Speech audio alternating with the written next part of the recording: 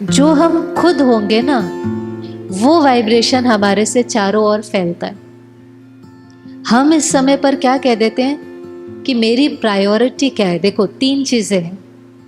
एक है खुद के लिए टाइम निकालना, दूसरा है परिवार के लिए टाइम निकालना, और तीसरा है धंधे के लिए टाइम निकालना।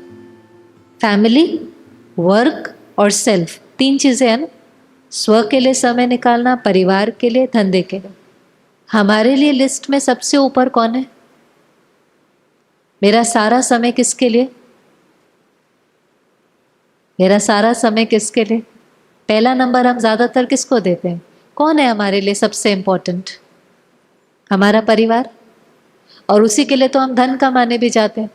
तो हम कहते हैं मेरा सब कुछ पहले परिवार के लिए, फिर जो मेरी जिम्मेवारियां हैं, मेरा धंधा है, मेरा वर्क है, फिर समय मिले तो खुद के लिए। तो हम खुद के लिए समय नहीं निकालते। और जब हम खुद के लिए समय नहीं निकालते तो हमारी जो अंदर की बैटरी है वो समय के साथ डिस्चार्ज होने लगती है, क्योंकि वायुमंडल ऐसा है। हमारे जीवन में परिस्थिति नहीं भी होगी, लेकिन आप चारों तरफ वायुमंडल में देखो, जो आत्माएं जिनके साथ सारा दिन हमको धंधा करना है, वो आत्माएं आज कैसी हैं? कमजोर हैं कि शक्तिशाली हैं? हमारे बाजू में ही हो सकता है कोई बैठा है जिसको बहुत टेंशन है, उसका वाइब्रेशन धीरे धीरे हमें ही टेंशन में ले आएगा, हमें पता भी नहीं चलेगा। वाइब्रेशन का प्रभाव पड़ता है कि नहीं पड़ता? आप एक मंदिर में जाओ, वहां का वाइब्रेशन कैसा होता है? मंदिर का वायुमंडल में क्या क्या महसूस होता है? शांति। आप हॉस्पिटल में जाओ, वहां के वाइब्रेशन में क्या अनुभव होता है? चिंता है, भय है, दर्द है। वायुमंडल का वाइब्रेशन होता है। हॉस्पिटल में आपको फीलिंग आ जाती है, यहाँ पर बहुत भय है, चिंता है, दर्द है। मंदिर में शांति है।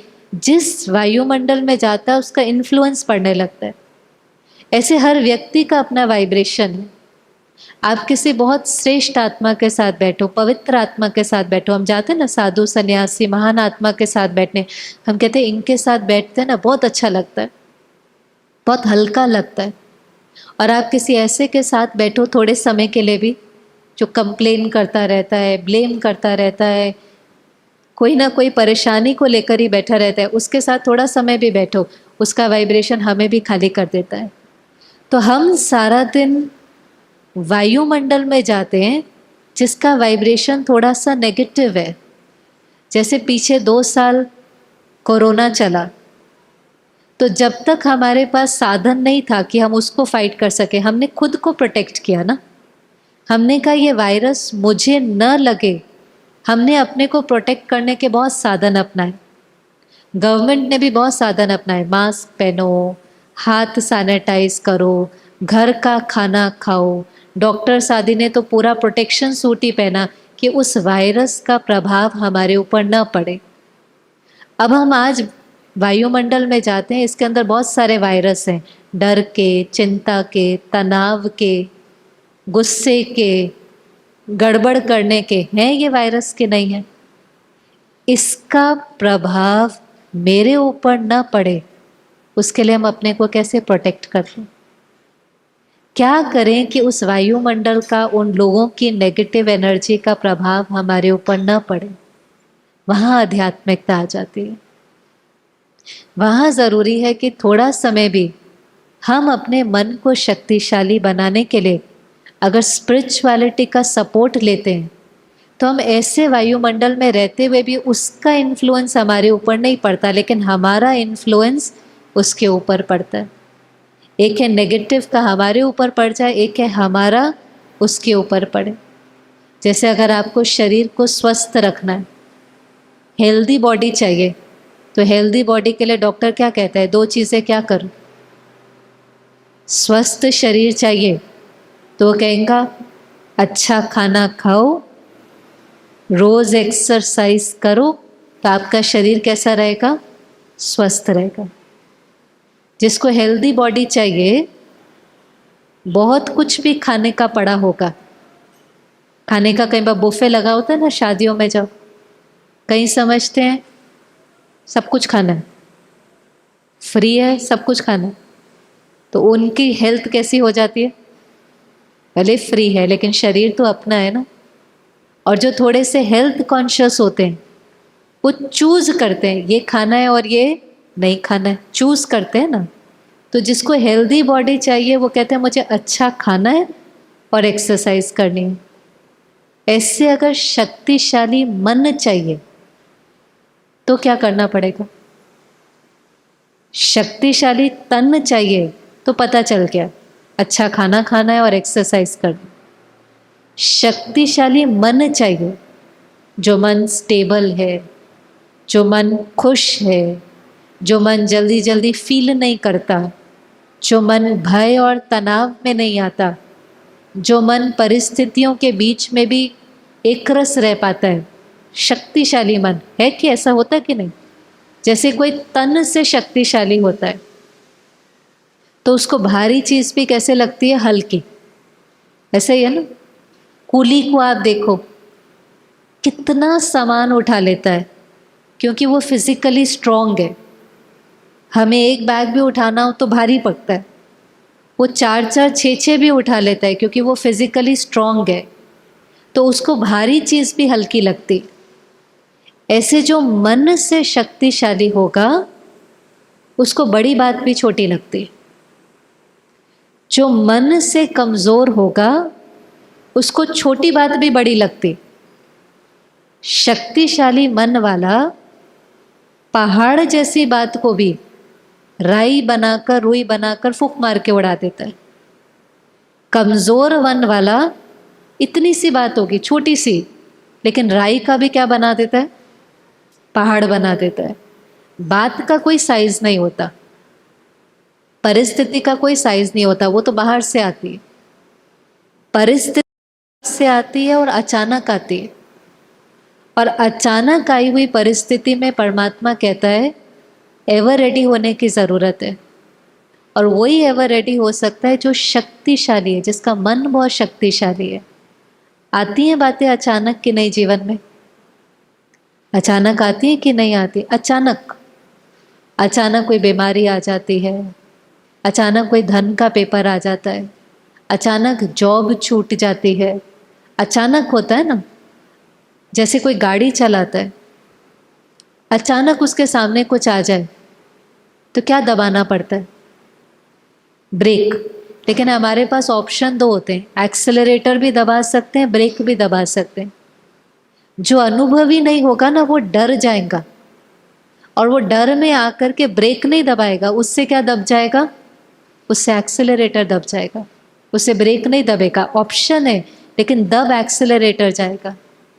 ऐसे ही अनुभवी ड्राइवर जो होगा वो 1 सेकंड में ब्रेक लगाएगा। ऐसे जिसका मन शक्तिशाली होता है ना, उसके सामने जब पेपर आता है वो डरता नहीं है, वो घबराता नहीं है, लेकिन वो अपनी शक्तियों के साथ 1 सेकंड में ब्रेक लगाकर सोचता है अब मुझे इस पेपर को पार कैसे करना है। वो परिस्थिति का चिंतन नहीं करता है, लेकिन परिस्थिति में किसका ध्यान देता है? स्वस्थिति। परिस्थिति हमारे कंट्रोल में नहीं है, पर से आ रही है, बाहर से आ रही है। क्या आने वाली है, कब आने वाली है, कौन सी आने वाली है, हमें नहीं पता। वो परिस्थिति के बारे में नहीं सोचता, वो किसको शक्तिशाली बनाने की मेहनत करता है? स्वस्थिति। तो मन को शक्तिशाली बनाने के लिए, जैसे तन को शक्तिशाली बनाने के लिए अच्छा खाना खाना है, मन का खाना क्या है? ये मन सोचता रहता है सारा दिन के नहीं सोचता? हम कहते सोचता ही रहता है, सोचता ही रहता है, चुप होता ही नहीं है। आजकल कईयों को तो इसको चुप कराने के लिए कई प्रकार की चीज़ों का सहयोग लेना पड़ता है। कईयों को तो रात को नींद ही नहीं आती है, कहते थोड़ा बहुत हमें लेना पड़ता है, नहीं तो नींद की गोली खानी पड़ती है। सोने नींद ही नहीं आती है, चलता रहता है, चलता रहता है। तो ये मन का भोजन क्या है? इस मन को शक्तिशाली कैसे बनाए? क्या है मन का भोजन? मन का भोजन है जो हम सुनते हैं, जो हम देखते हैं, जो हम पढ़ते हैं, वही हमारे मन में चलता है। इन कर्मेंद्रियों से जो कुछ हम अंदर लेते हैं वो हमारे मन में चलता है। जो चित्र हम देखते हैं वो चरित्र बनने लगता है। जो इन्फॉर्मेशन हम कंज्यूम करते हैं वही हम क्रिएट करते हैं, वो हमारा कैरेक्टर बनने लगता है। और आजकल जो हम सुनते देखते पढ़ते हैं उसकी क्वालिटी कैसी है, चाहे वो न्यूज़ है, टीवी शोज़ हैं, टेक्नोलॉजी है, उस सब की क्वालिटी बहुत नेगेटिव है। फिर वो सब को जब हम अपने अंदर भर लेते हैं तो हमारे अंदर डर पैदा होने लग जाता है। 5 मिनट हमारे घर कोई देर से आता है, हम डरने लगते हैं, कुछ हो तो नहीं किया, कुछ हो तो नहीं किया। इसके लिए ज़रूरी है कि 1 घंटा हर रोज़ सुबह, जो भी ब्रह्मा कुमारी इसमें आते हैं, हम क्या करते हैं, हम थोड़ा समय सुबह अच्छी बातें सुनते हैं और पढ़ते हैं। रोज़ रोज़ का ये नियम है। जैसे शरीर को खाना खिलाना पड़ता है ना, ऐसे मन को खाना खिलाना पड़ता है। जब रोज़ रोज़ हम अच्छी बातें सुनते हैं, पढ़ते हैं, तो हमारा मन फिर वैसे ही काम करने लगता है।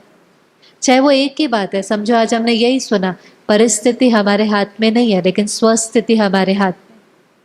परिस्थिति का चिंतन नहीं करना है, स्वस्थिति को शक्तिशाली बनाना। बात को पहाड़ नहीं बनाना है, पहाड़ को राई बनाना है। तो सुनते ही आत्मा के अंदर ताकत आने लगती है कि हाँ, मैं किसी भी बात का सामना कर सकता हूँ। आज संसार में आपको कहीं कहेगा ईंट का जवाब किससे दो, पत्थर से।